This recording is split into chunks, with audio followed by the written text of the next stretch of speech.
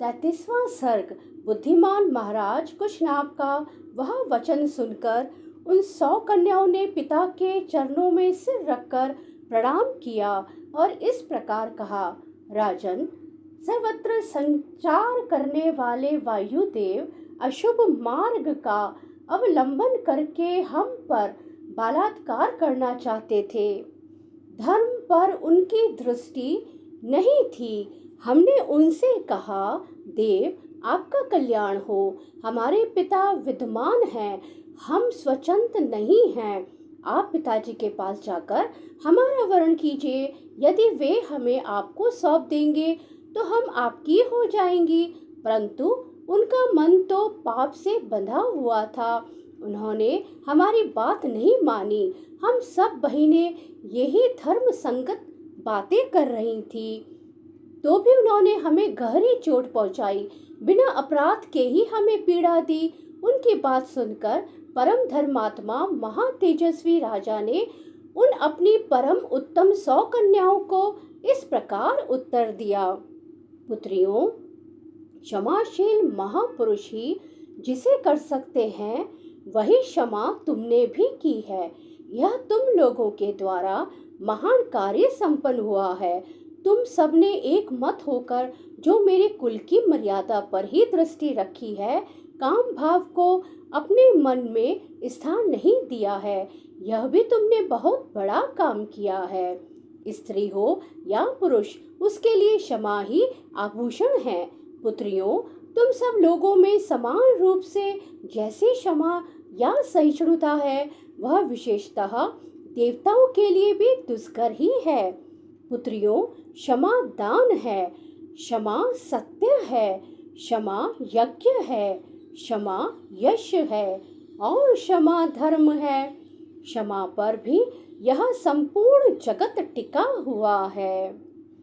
कुकुस्त कुल नंदन श्री राम, देवतुल्य पराक्रमी राजा कुशनाभ ने कन्याओं से ऐसा कहकर उन्हें अंतःपुर में जाने की आज्ञा दे दी और मंत्रणा के तत्व को जानने वाले उन नरेश ने स्वयं मंत्रियों के साथ बैठकर कन्याओं के विवाह के विषय में विचार आरंभ किया।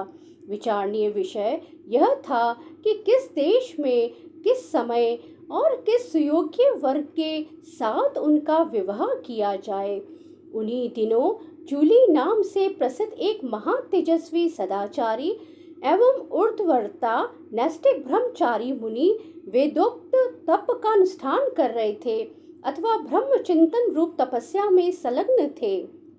श्री राम, तुम्हारा भला हो। उस समय एक गंधर्व कुमारी वहां रहकर उन तपस्वी मुनि की उपासना, अनुग्रह की इच्छा से सेवा करती थी। उसका नाम था सोमदा। वह उर्मिला की पुत्री थी। वह प्रतिदिन मुनि को प्रणाम करके उनकी सेवा में लगी रहती थी तथा धर्म में स्थित रहकर समय समय पर सेवा के लिए उपस्थित होती थी। इससे उसके ऊपर वे गौरवशाली मुनि बहुत संतुष्ट हुए। रघुनंदन, शुभ समय आने पर चूली ने उस गंधर्व कन्या से कहा, शुभे, तुम्हारा कल्याण हो। मैं तुम पर बहुत संतुष्ट हूँ। बोलो, तुम्हारा कौन सा प्रिय कार्य सिद्ध करूँ। मुनि को संतुष्ट जानकर गंधर्व कन्या बहुत प्रसन्न हुई। वह बोलने की कला जानती थी। उसने वाणी के मर्मज्ञ मुनि से मधुर स्वर में इस प्रकार कहा, महर्षि, आप ब्राह्मी संपत्ति ब्रह्म तेज से संपन्न होकर ब्रह्म स्वरूप हो गए हैं। अतः आप महान तपस्वी हैं। मैं आपसे ब्रह्म तप, ब्रह्म ज्ञान एवं वेदोक्त तप से युक्त धर्मात्मा पुत्र प्राप्त करना चाहती हूँ। मुने, आपका भला हो। मेरे कोई पति नहीं है। मैं न तो किसी की पत्नी हुई हूँ और न आगे होंगी। आपकी सेवा में आई हूँ। आप अपने ब्राह्म बल तप शक्ति से मुझे पुत्र प्रदान करें। उस गंधर्व कन्या की सेवा से संतुष्ट हुए ब्रह्मश्री चूली ने उसे परम उत्तम ब्राह्म तप से संपन्न पुत्र प्रदान किया। वह उनके मानसिक संकल्प से प्रकट हुआ मानस पुत्र था। उसका नाम ब्रह्मदत्त हुआ। कुशनाभ के यहाँ जब कन्याओं के विवाह का विचार चल रहा था, उस समय राजा ब्रह्मदत्त उत्तम लक्ष्मी से संपन्न हो कंपिल्या नामक नगरी में उसी तरह निवास करते थे जैसे स्वर्ग की अमरावतीपुरी में देवराज इंद्र।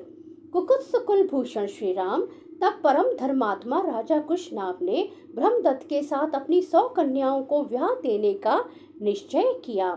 महातेजस्वी भूपाल राजा कुशनाभ ने ब्रह्मदत्त को बुलाकर अत्यंत प्रसन्नचित्त से उन्हें अपनी 100 कन्याएं सौंप दी। रघुनंदन, उस समय देवराज इंद्र के समान तेजस्वी पृथ्वीपति ब्रह्मदत्त ने क्रमशः उन सभी कन्याओं का पाणी ग्रहण किया।